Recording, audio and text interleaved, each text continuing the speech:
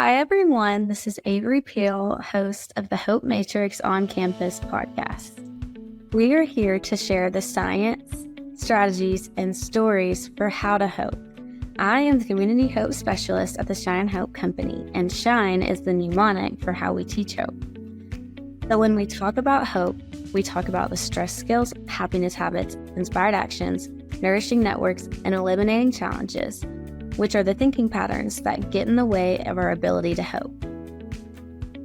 Hope is a skill. You can measure hope, you can teach hope, and you can start practicing skills to activate higher hope in your life today. And on this Hope Matrix on Campus podcast, we aim to bring in guests, experts in science, people with stories, and those that have strategies for activating hope in your life. Hi, everyone, and welcome back to the Hope Matrix on Campus. My name is Avery Peel, and I will be your host today. I am going to do another podcast on myself, and I want to talk about making friends in college. And I know how difficult it is. And I have told you before, I started college in August of 2020, mid-COVID. All of my classes were online. I pretty much stayed in the dorm my whole freshman year. And, it was super isolating. And it was hard. It was a hard process. It was hard to find ways to go meet people when everybody's 6 feet apart, and part of going to college is, like going to parties and meeting people, and we weren't allowed to have those. So my senior year of high school, we got let out for spring break, and this was March of 2020. We got out for spring break, and then we never went back. And my school decided that if you're a senior and you're in good standing and you're happy with your grades, then you can be done. So I was done. I had like a 3.89 or something in high school, and I was just like, whatever, I'm done with school. Unfortunately, I was in 2 AP classes, so I still had to study for AP exams, but those were online, and I don't even know if they were proctored or not. I don't remember, but I think that I probably didn't do too well on those because I hadn't gone to school in 2 months by the time I took them. But all that to say, I started isolation in March, and my family was really big on not going out and seeing anybody. And I know that there were some people who did, and a lot of my friends' parents weren't so strict, which I feel like strict is the wrong word to say because my parents were ultimately just trying to keep me safe. And I know that. I'm not saying that other parents weren't trying to do that, but a lot of people weren't as worried about it as my parents were. And so a lot of people in my hometown still got to hang out with each other and do things with each other, maybe as long as they were outside or, I don't know. Because even if you're outside, you get in the car together and you're still in close proximity. I don't know. A lot of my friends still hung out, and I couldn't. I still felt super isolated, and it was really hard, and it was hard to stay in contact with them through all of that because they could all hang out with each other and I couldn't. And then I went to college, which kind of, as the summer went on, I started hanging out with people more. My parents kind of let up a little.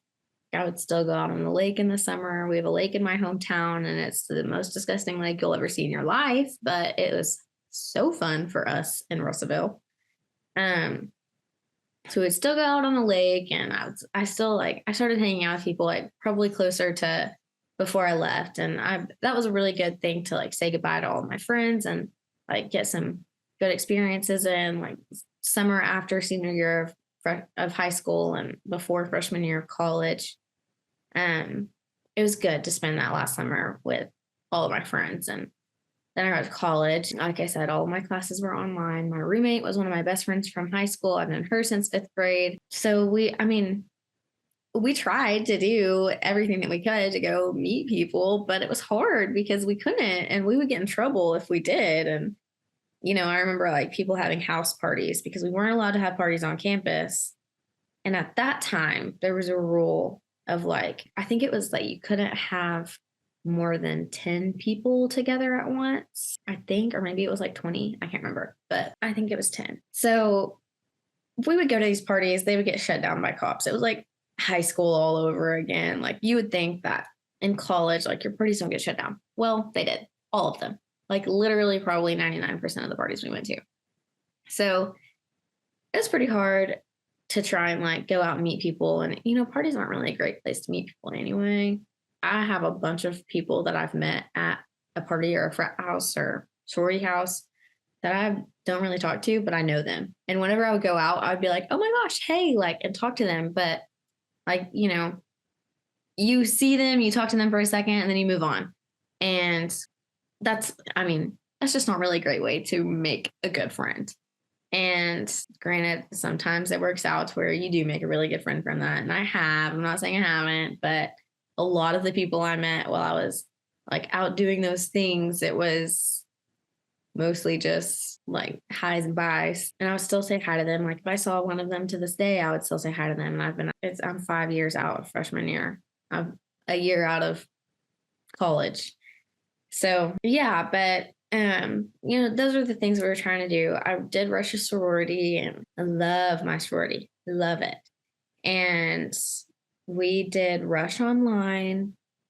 So I didn't actually get to meet anyone in person. My first year actually seeing how rush works was sophomore year when I did rush, like participated in it with my sorority, and everybody had to wear masks, so you couldn't really see faces, and it was kind of hard to tell like who was who when they took their mask off. But they didn't get to take their mask off for another couple of months. So yeah, it was just really hard to meet people, and I just wanted to kind of like come on here and talk about how I met my friends and how I dealt with the struggle of trying to make friends and all the things, all the freshman year things during COVID. Because I know that there are a lot of people out there who struggle to make friends. And I would say I'm a pretty outgoing person. I would say that I could talk to a brick wall. And actually everybody else would say that about me too. So I can talk. I can yap. And I'm pretty good at making small talk, pretty good at making conversation. I've been talking to myself with my computer in front of me. I'm pretty good at it. But it was really hard during COVID because we didn't really have a good opportunity. We couldn't do like my sorority, and I feel like most sororities do this, but my sorority would do like sisterhood events. So for freshmen who just rushed their sorority, they could do like a movie night in the house or like alumni night, or I don't know. I didn't get to go to any of them, so I don't really know what all of them are, but there are tons of sisterhood events that I've seen throughout my years. We just didn't have any my freshman year because we weren't allowed to. And, like girls living in-house had to wear masks, and girls living in dorms had to wear masks in the dorms. And so my best friends really became my roommates at that time because those are the only people that I really spent that much time with. And one of my roommates was already my best friend because we went to high school together. And one of my other roommates, Emily, she became really close. And we would bring her home to our hometown on the weekends, and we'd go out on the lake together. And there wasn't a lot to do freshman year on the weekends. And so I did go home a lot, but like I would bring my roommate with me. I loved her. All of my friends from my hometown loved her. And I still love her, and I haven't seen her in a while because she moved, but it was really nice having like your roommates, and like, you didn't really have to branch out that much to become really good friends with your roommates. And so I would say that would be something that's pretty easy for everybody. Unless you have a roommate horror story. In that case, I feel so sorry for you because I truly had great roommates. But I do understand that there are times when roommates can be horrible. And yeah, so aside from the point, I think that I met my first friend in college when so on bid day. We didn't have a big bid day because we weren't all allowed to be there at once. So we had specific times we were allowed to go to the house and get like our bid day basket or whatever.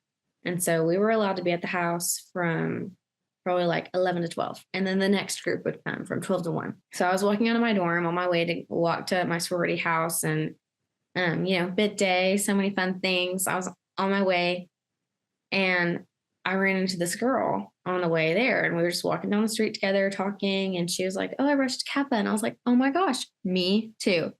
And that was my first friend in college. And I am still friends with her. I love her. Um, I look back at pictures from bid day, and I'm just like, I can't even believe that I met you on bid day. Like, we weren't really like super close until like sophomore, junior year, but I met her at bid day.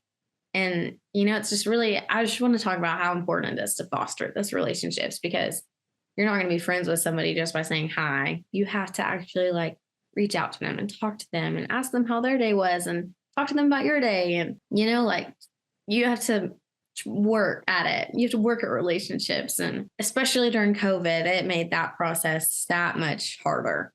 And so, it definitely took some time to figure out how to do that. And bid day night, we went to a senior's house, and one of the seniors, Bailey Knight, she rushed me, and she had a really good friend from Conway.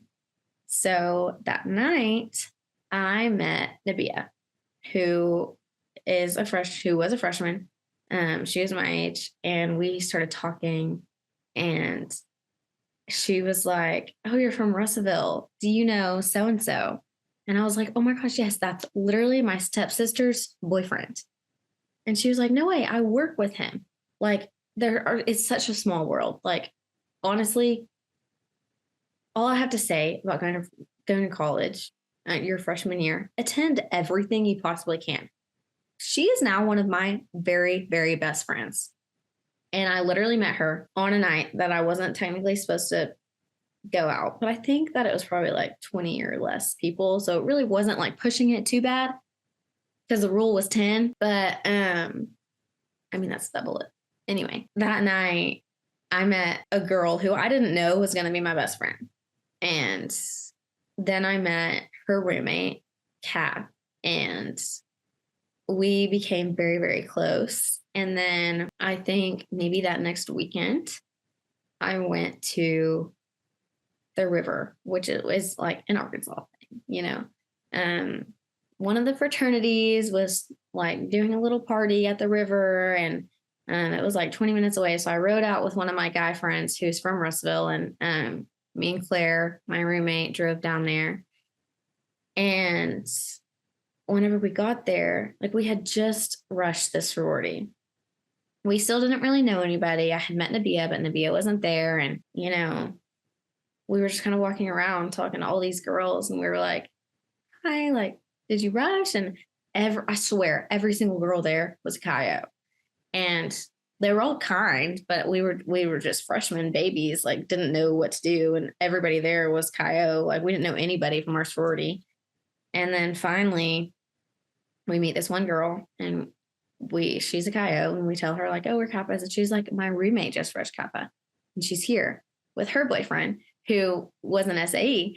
And we met her, Emmeline. And I feel like I have all of these great stories about meeting my friends. And I remember them because they're so specific, because it took so long to make friends that we kind of just like straggled together. Like, if that makes sense. It took a long time to like really get my friend group like set in stone. But now it is more than set in stone. We do everything together. But at that point, like, we kind of went from having like no friends to like one friend to like two friends to three friends. So I have all of these memories and stories about meeting these people for the first time. And so we've met Kat, Nabia, and Emmeline so far. And then then we were throwing, I think freshman year, February, we were throwing like a little Galentine's, and we had just invited some girls from our PC that maybe we didn't really know very well. And we met Hallie. We actually invited her cousin, Mary, because we were friends with Mary, and we hadn't met Hallie yet. And so Mary brought Hallie over to our little Galentine's night. And of course, we hit it off. Of course, we love her. And we love Mary too. And I mean, it's just kind of like crazy how you have all these stories. And a lot of times, like now, outside of COVID, so many girls are like, here's everybody all at once.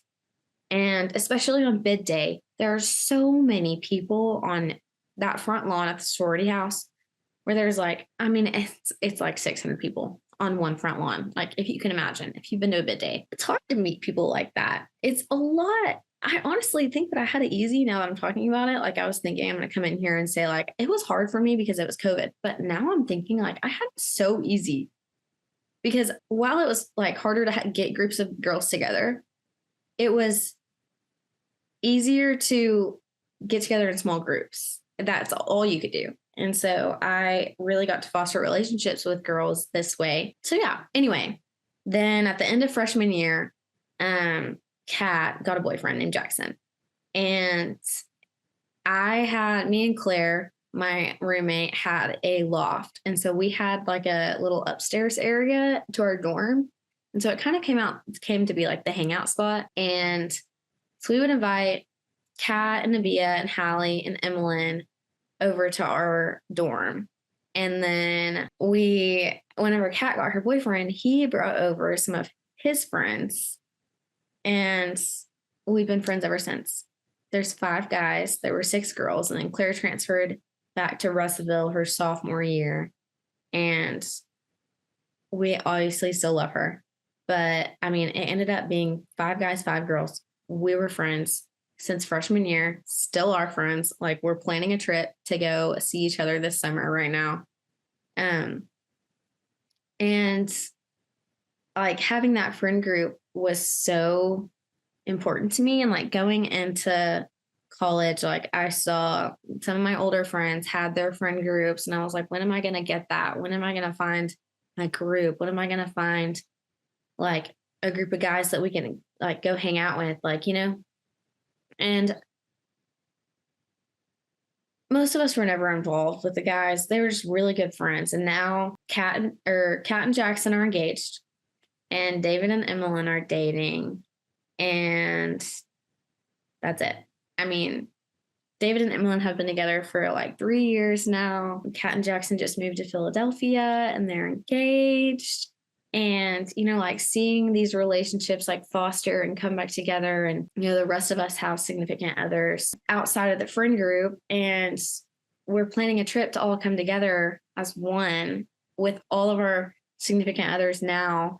And I don't know, it's just so exciting. And it's not really a challenge, but making friends is hard for everybody and it's different for everybody. And so I just wanted to come on here and like kind of talk about that and explain how I made my friends and just give y'all some insight to how, maybe not necessarily how you can make friends, but let's talk about some skills you can use maybe when you're struggling with it. So I did not have too many struggles. I was pretty isolated for a while, but I did have my roommate who was one of my best friends and she was amazing. And I still love her to this day.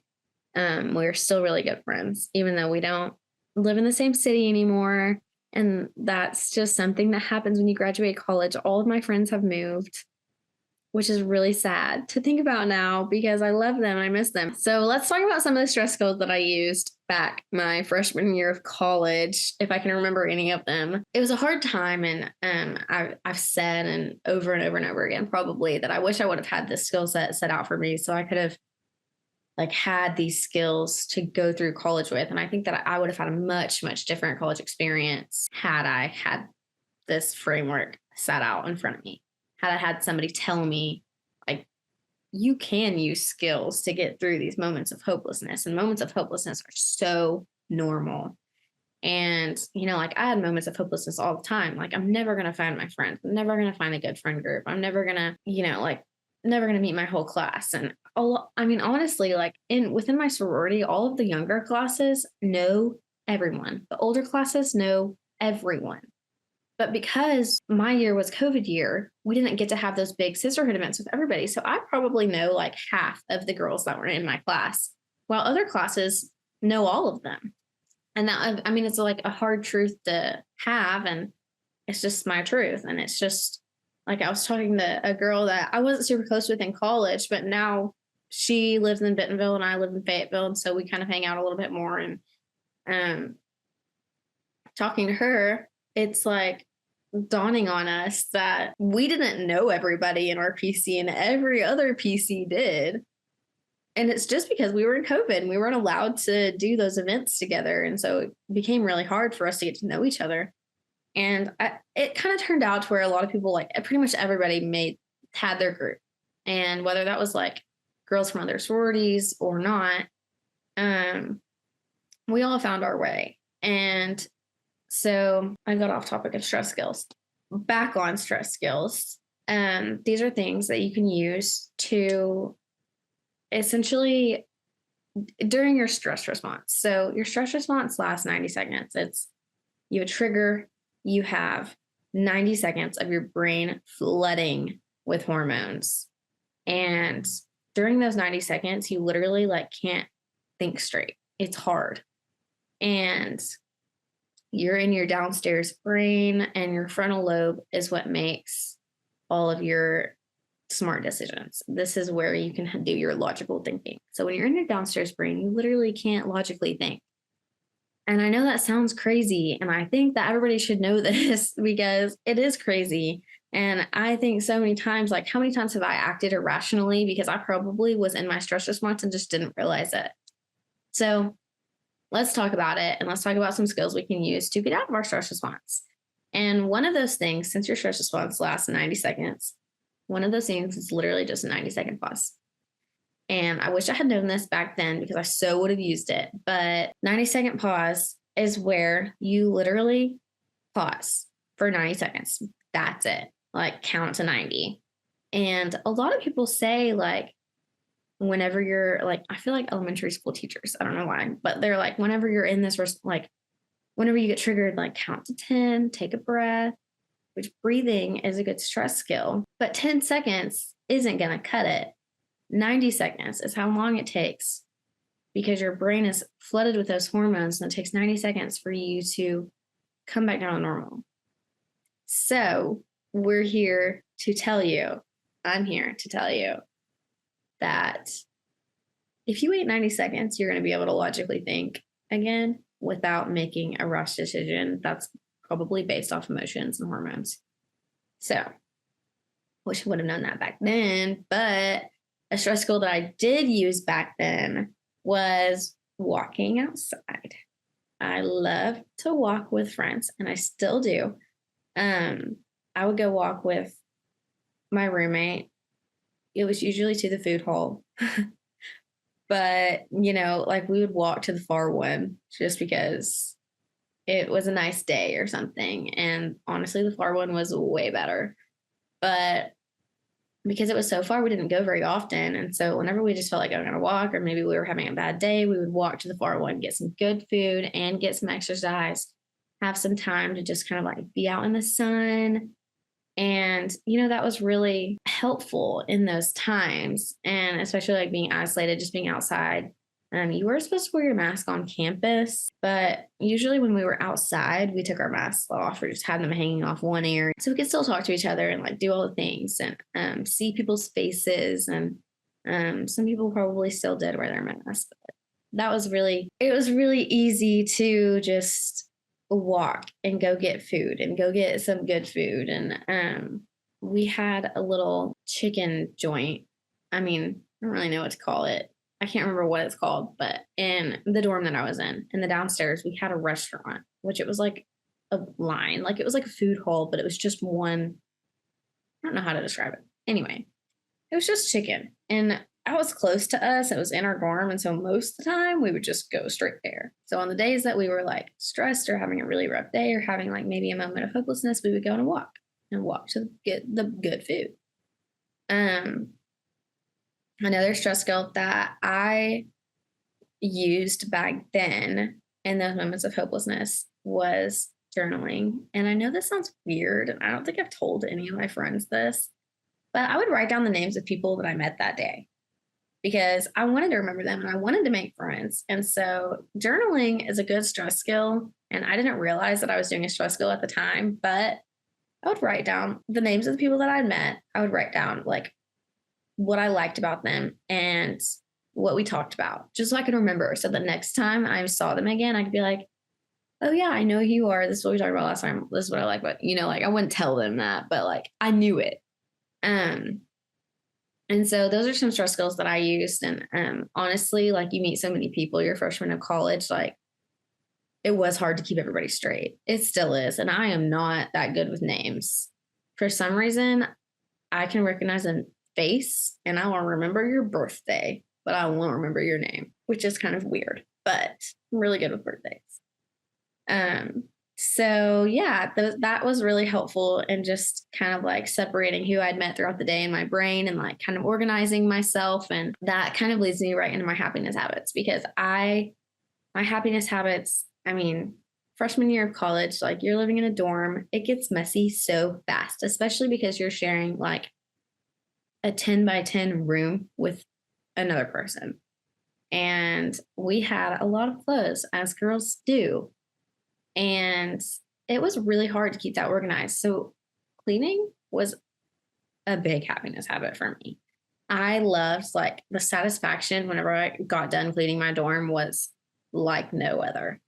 I was like, I feel like I can breathe again. All my clothes are put away. My laundry's done. Like that's such a weird happiness habit for a freshman in college, but it really was mine. And it was not clean very often.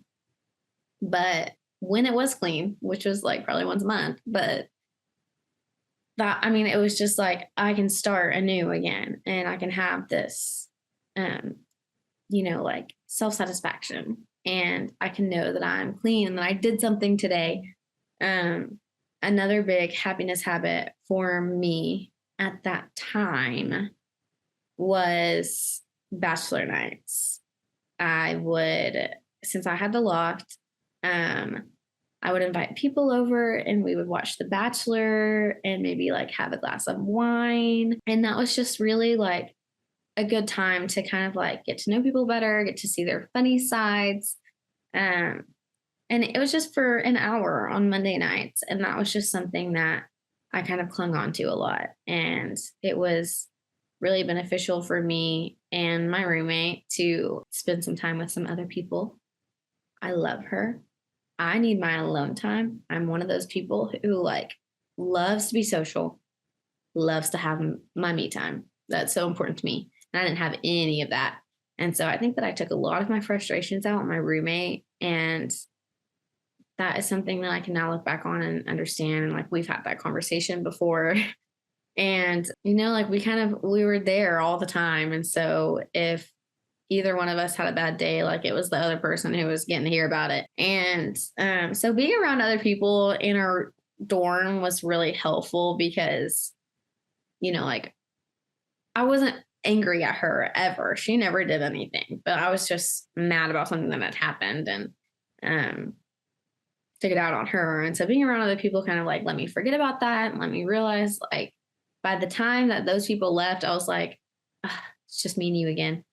And, like having that friendship and that time to hang out with people and like watch a show that's kind of like silly. It really made my week better. And I looked forward to Mondays because of it. And, or whatever day we watched it on. I mean, we couldn't always all do Mondays, but whatever day we watched it on, that's the day I looked forward to in the week.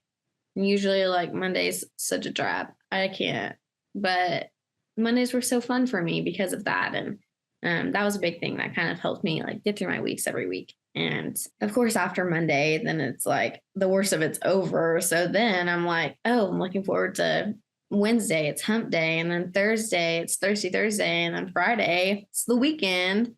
Saturday, game day. Like all of these things were so much fun, and having that time on my Monday to look forward to like really helped me like push through and made me happy. That was a non-negotiable for me, and I still watch The Bachelor and remember the good times that we had. I mean really all throughout college because that tradition did not stop freshman year. But yeah, so now let's move on to some inspired actions and let's think about like our goals, maybe our freshman year goals, maybe our current goals.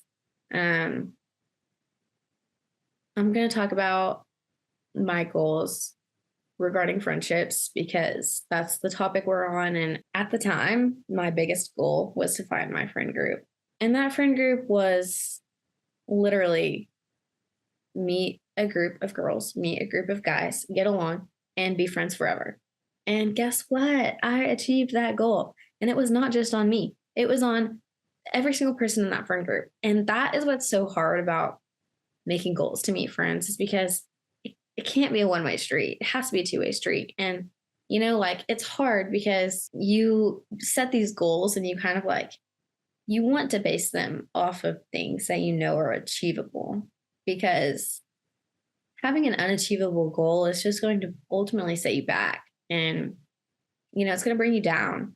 And so setting goals are too high or too hard to achieve.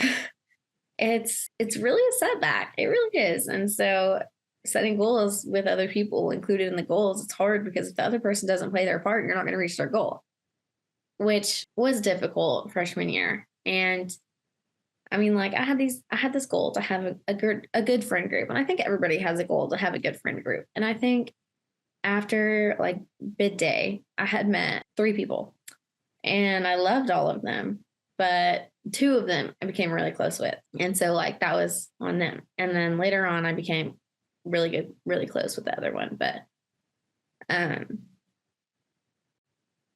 so yeah, I think that inspired actions are hard when it comes to friendships, because you really want to like set these goals for yourself. And if you talk about it with somebody else and y'all set these goals together, and it is good to have somebody else know about your goals so that you can have somebody to hold you accountable.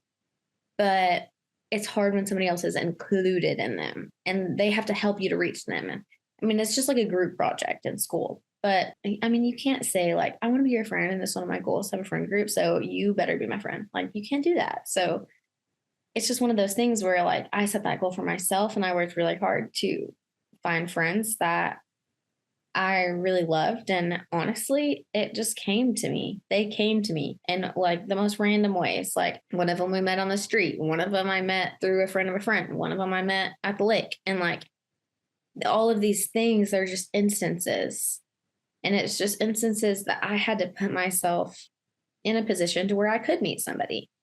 And those are my goals to, like, I had those little micro goals to go out and be social, go do something today to where you could meet somebody at a coffee shop or meet somebody, I don't know, maybe you didn't want to go to the river because it's kind of cold or it's too hot or, you always have all of these excuses to not go do something. But ultimately I had set a goal for myself to make new friends. And so I had to set goals for myself to go do all of these little things, go do all the things that I didn't want to do, because, like when you don't know anybody, it's hard because you don't want to go to a big group of people, especially knowing that a lot of them know each other. I will say it did help that my brother Ryan was an SAE. And so I felt comfortable going to their house because my brother lived there. And like, I know if anything went wrong or something happened, which never did, but I knew that if it did, that he would protect me. And all of the boys in that frat house in Ryan's blood class called me Sister Peel. And it's really funny now because I truly do. Like I cherish each one of his friends.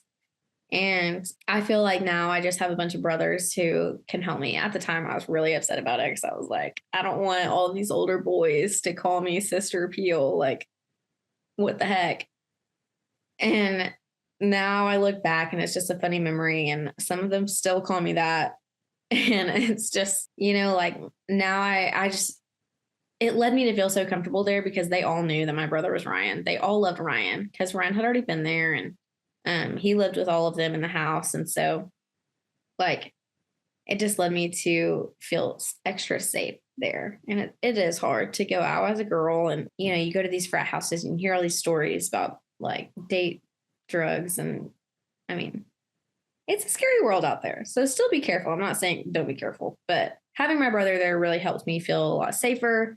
And my oldest brother, Chase, was a Sigma Chi. And so a lot of his friends knew me and knew who I was. And, I felt pretty safe there too. And so it was just made it a lot easier to go out. And so I had set goals for myself to be social in that way, be social in places that I felt safe. I definitely didn't like push myself to do something that was dangerous because I thought I needed to, but I pushed myself to get out of my comfort zone. Which is something that I never really had to do in my hometown because it's pretty small hometown. I knew everybody, so I was pretty comfortable everywhere I went. So yeah, that was just something that I had to set for myself, and that kind of leads me right into my nourishing networks because all of these people that I'm talking about, all of these instances that I mentioned, like these people became my nourishing networks, and they were absolutely. I have so many little random moments that I can just I still look back on and I'm like, wow, I'm so grateful for them. So, I think of this random time that one of my friends from high school, his name is Liam, he came to Fayetteville freshman year with us, and he was like running past my dorm or something. And I think he lived in the dorm next to me. And so he was like just going on a run one day, and I had just gotten groceries, and my dorm was on the 4th floor. And I was illegally parked because I was trying to bring my groceries in. My parking spot was so far away. And he ran up to me to say hi and then ended up helping me bring all of my groceries into my dorm. And those little moments, those little things, that is what encouraged me to keep going and know that I have people behind my back. And, both my brothers were really good nourishing networks for me throughout that time because I had that safety blanket when I was in college, especially my freshman year, sophomore year. When I didn't really know anybody yet, I always had them. And I had the girls in my sorority who rushed me, and that I knew them from my hometown too. So I had them, and I had my parents to call whenever I was scared or maybe alone at night. I hated being alone at night. And my roommate Claire got sick all the time. So every single time she would get sick, she would usually go home, and I totally understand that because we lived in such close quarters. I'm sure she's thinking of me the whole time, but at the time I was like, please don't leave. I'm so I don't want to be alone. And I had sweet mates, but I still was just I'm in this room all by myself in this dorm full of people. And one of the girls that I met on bid day night, Nabia, she would come have sleepovers with me every single time Claire was gone. Literally, she had a toothbrush in my dorm because she would stay with me so much. And she stayed with us even when Claire was there too, in complete honesty. We loved having her around, and I loved having Claire as my roommate since we were so close before coming into college. It was so nice to have that familiar face everywhere we went. And every time I met new friends, I had somebody by my side to kind of you don't want to go anywhere alone. I had somebody with me the whole time. And I'm just really grateful for all of the people I met through college. And it's really hard to think that this is how my life would be now. Back then, I never would have imagined that I would have such great, amazing, thoughtful, kind friends. And my nourishing network is so important. Anyway, eliminating challenges. I always just describe eliminating challenges by giving an example. And most of the time I use rumination because I love to ruminate and it's horrible. But for this one, I'm going to say that I had a lot of automatic negative thoughts and all or nothing thinking, which, freshman year of college, I didn't have a whole lot of self-confidence because I was a baby.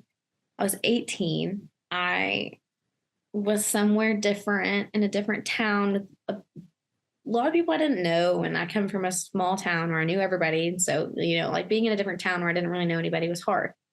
And I kind of had this thinking where I was like, nobody's going to love me. I'm not going to be accepted here like I was in my hometown. Nobody's going to get me because I don't know. I just had all these thoughts, these automatic negative thoughts. And as soon as I met somebody, I was going to be like, oh, I said that wrong. And it's just came to me. It was so bad. And then like the more I started making friends and stuff, I started getting this all or nothing thinking. And I was like, I am either going to have a good friend group with 10 plus people or I'm not going to have anybody. And because it kind of seemed like everybody had somebody. And back home in Russellville, like I had a huge friend group. I knew everybody. And I had a bunch of different little friend groups. And it was just a different time and a different place. And I just felt like I was never going to get what I had. And I had those big expectations of that huge friend group of knowing everybody. And now I look back and I'm like, that is literally impossible. There are like 30,000 students at the U of A, and that's how big my whole hometown is. I realize now that it was crazy to think, and I hate using the word crazy, but since I'm talking about myself, it's okay. Since I can look back and have all of these experiences, and I realize like how important the little moments were to me. And at the time, I just couldn't see it. I couldn't see how important those moments were going to be. And so yeah, now I'm essentially really grateful for all of the things that I had and that I did, and the things that I didn't know were going to worked out. And part of eliminating those challenges for me, the automatic negative thoughts, they were pretty consistent, and I'm pretty sure they went away like the first time I ever met a friend. Like I think Nabia was the time that I was like, oh, I can do this. And I had to just keep going. I had to just push through them, and I had to tell myself like things are gonna work out, and use like my positive affirmations, and like actually like using all of my skills, my stress skills, my happiness habits, my inspired actions, my nourishing networks, using all of those things they helped me eliminate my challenge. They helped me eliminate my automatic negative thoughts. And at the time, I didn't even realize I was doing it. You just have to go for it. Like, honestly, as a final thought, like coming into college, it's scary. It's hard. You're having hard classes. You're in a new place. You're in a new city. Like, it's challenging. And I'm never going to tell you that it's easy, because it's not. But go for it. You can do whatever you want to do with your life. And I wish that I had known this. I wish that I could have been able to tell this back then to myself back then, because I really didn't know if things were going to work out. And I was really worried about it. And I really ruminated on it. And, now I have learned that those experiences they've made me a better person, and my friends have made me a better person. And those people who supported me and nourished me when I didn't have any college friends, I'm more grateful for them than ever. And just talking about this, I'm realizing, like in this moment, I'm realizing like how truly appreciative I am for them, and how grateful I am to have had the college experience that I did have. And while I do wish that I would have had this skill set when I was in it, my whole life, like I just thought like I was going through all these struggles. I had all these problems. Of course, COVID happened to me. I'm sure everybody has thought that once in their life. Like, of course, that had to be my senior year. And then I go to college and I meet all of these other people from other states and cities and countries.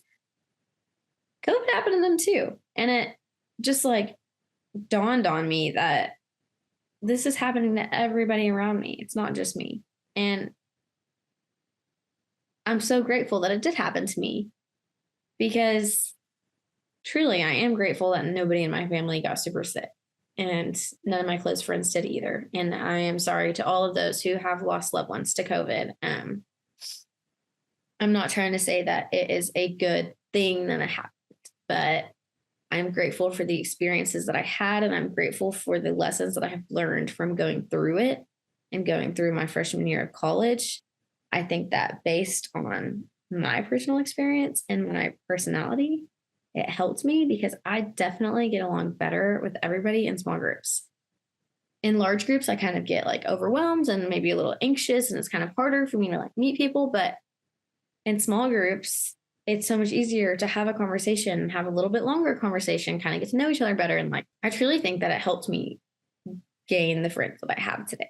And I still can connect with the girls that are in my PC or maybe older than me. And, like being an alumni, you're still like, oh my God, you were a Kappa. I was a Kappa. Like we're in the same PC. And like you learn that you can meet new people outside of your sorority. And I definitely had those people in college too. But like now, one of my best friends is a Zeta. And I don't know any Zetas going through college. But I like, it just, when you branch out, it leads you to a whole new group of people who want to love you and cherish you and care for you. So all that to say, be outgoing, get out of your comfort zone, and learn from mistakes and learn from past experiences for how to move on and make yourself the best version of yourself. So thank you all for listening to the Hope Matrix on campus. Again, my name is Avery Peel. And if any of you need anyone to reach out to, if you feel like you don't have anyone to talk to, if you just want to, have somebody listen who's an unbiased ear, I will be here for you. Feel free to email me. Feel free to call me. We can Zoom. Or if you want to be on my podcast and share your story with others, then please feel free to join me. I would love to have you. Thank you so much for listening.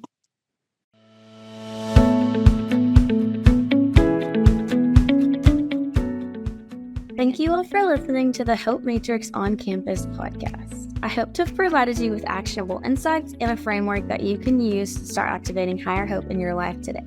And don't forget that hope is measurable and teachable. This program is designed to assist you in learning about hope, but it should not be used for medical advice, counseling, or other health-related services. I, Fred, the Shine Hope Company, and myself, Avery Peel, do not endorse or provide any medical advice, diagnosis, or treatment. I am not a medical doctor. The information provided here should not be used for the diagnosis or treatment of any medical condition and cannot be substituted for the advice of physicians, licensed professionals, or therapists who are familiar with your specific situation. Consult a licensed medical professional or call 911 if you're in need of immediate assistance, and be sure to know the crisis hotline 988 if you are in need of support. We are better with hope.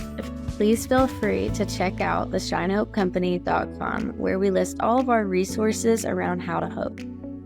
We have a lot of free programs for how to hope, including the 5-day challenge, our hope infographic with a lot of skills that showcase how to hope, and articles of how to incorporate hope in your life. We have the Hope Beat Weekly, which is a weekly newsletter that shares strategies for hope. We have my Shine Hope story template, so you can write your own Shine Hope story today. Also, my Shine Hope hero, so we can share what our heroes are doing to activate hope in our lives. And this is especially good with youth, so they can start looking up to people that have overcome similar challenges to them and seeing how these heroes use the Shine Hope framework. We have a Hopeful Minds for Teens program and Hopeful Minds Overview Educator Guides. We have a new evidence-based college course so you can activate hope on the college campus. There are programs in the workspace, overview courses, 90-minute courses for learning the what, why, and how to hope. What I want you to know about hope is it's a skill you've got to practice to become more hopeful. It's easy to fall into despair and helplessness when we deal with challenges in life, and it takes intentional work and practice to get to hope. And yet it is always possible. So no matter what life brings, keep shining hope. Thanks so much for listening and have an awesome day.